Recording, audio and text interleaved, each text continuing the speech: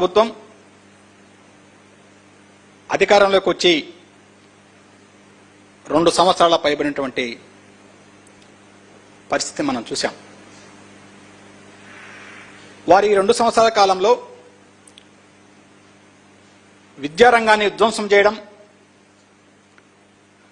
వైద్య రంగాన్ని నిర్వీర్యం చేయడం, యువతను దగా చేయడం, దళిత గిరిజనులపైన దమనకాండతో ఈ 25 నెలలుగా ఒక పైశాచిక ఆనందాన్ని పొందినటువంటి పరిస్థితి ఈ రాష్ట్రంలో ప్రతి ఒక్కరూ గమనిస్తున్నారు. ఏదైనా రాజ్యాంగపరంగా విలువలతో ఆనాడు 2019 నుంచి 2024 వరకు కూడా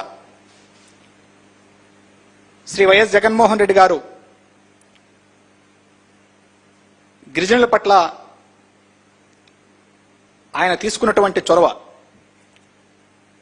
విద్యాపరంగా కానీ వైద్యపరంగా కానీ గిరిజనుల సంక్షేమ పరంగా అభివృద్ధి పరంగా ఈ రాష్ట్రంలో వారి 5 సంవత్సరాల కాలంలో దాదాపు 19,471 కోట్ల రూపాయలు డీబీటీ నాన్ డీబీటీ ద్వారా వారికి ఆర్థిక చేయూతించినటువంటి పరిస్థితి ఆ రోజు మనం చూశాం. కానీ ఈ కూటమి ప్రభుత్వం అధికారంలో వచ్చిన తర్వాత ఇవాళ గిరిజన బిడ్డలపైన విశాఖపట్నం జిల్లా మారికవలస గురుకుల పాఠశాలకు సంబంధించి నిన్న జరిగినటువంటి ఒక ఘటన. ఆ గిరిజన గురుకుల పాఠశాలకు సెంటర్ ఆఫ్ ఎక్సలెన్స్ పేరిట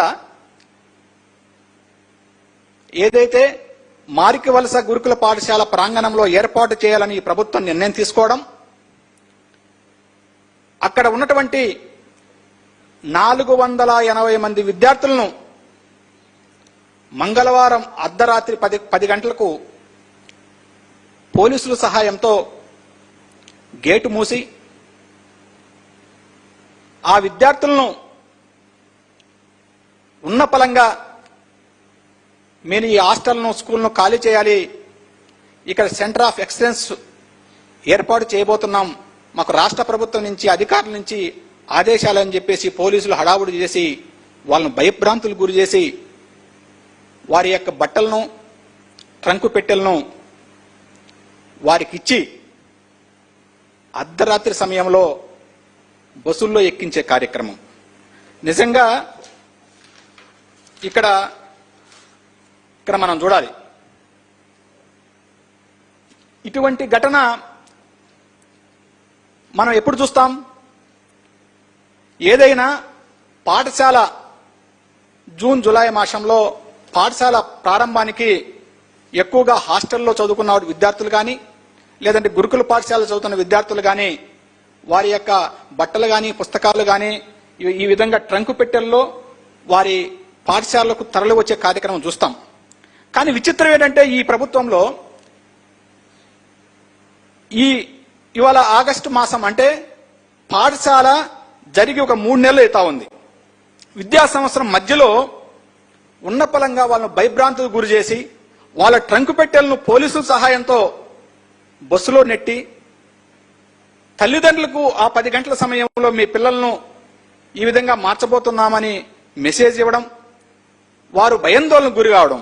అంటే అర్ధరాత్రి అప్పుడు ఎక్కడికి మారుస్తున్నారు? ఇక్కడ ఒక ఆహ్లాదకరమైనటువంటి వాతావరణం ఉంది, ఇక్కడ మంచి నాణ్యమైన విద్య ఉంది, మంచి అవస్థాపన సౌకర్యాలు ఉన్నాయి, ఇక్కడ మంచి చదువు ఇంగ్లీష్ మీడియం, ఉత్తరాంధ్రలో ఇంగ్లీష్ మీడియం ఉన్నటువంటి ఏకైక పాఠశాల, ఇక్కడ బిడ్డలు చదువుకుంటే మంచి భవిష్యత్తు ఉంటుందంటే ఆలోచన చేసి తల్లిదండ్రులు ఇక్కడ చదివిస్తే, ఇక్కడ చదవడానికి వస్తే మీరేమో సెంటర్ ఆఫ్ ఎక్సలెన్స్ పేరుతో వారిని వేరే పాఠశాలకు కానీ లేదా ఇతర ప్రాంతాలకు తరలించే కార్యక్రమం చేస్తే మరి తల్లిదండ్రుల యొక్క బాధ ఒకసారి మనం గమనించాలి.